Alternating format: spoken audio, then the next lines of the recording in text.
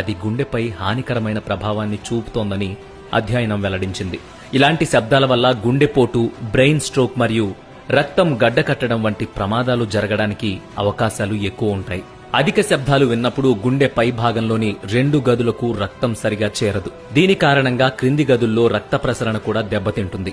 అది గుండెపోటుకు దారితీస్తుంది. 15 నిమిషాల పాటు 50 నుంచి 70 డెసిబుల్స్ కంటే ఎక్కువ శబ్దం వింటే అది ఒక వ్యక్తి యొక్క గుండెను ప్రభావితం చేస్తుంది. 60 డెసిబుల్స్ కంటే ఎక్కువ సంగీతాన్ని వినడానికి అలవాటు పడితే వినికిడి శక్తి కూడా కోల్పోవచ్చు. మానవ శరీరానికి సంగీతం ఒక థెరపీ లాంటిది. కానీ అదే సంగీతం పరిమితి దాటితే ప్రతికూల ప్రభావాన్ని చూపి గుండెలు ఆపేస్తోందట. వినోదం కోసం సంగీతం వినడం తప్పు కాదు, కానీ ఆ వినోదం ఖరీదు ఒక మనిషి ప్రాణం కాకుండా చూసుకోవడం అందరి బాధ్యత. అందుకే ఈ ముఖ్యమైన సమాచారాన్ని ప్రతి ఒక్కరికి షేర్ చేయండి.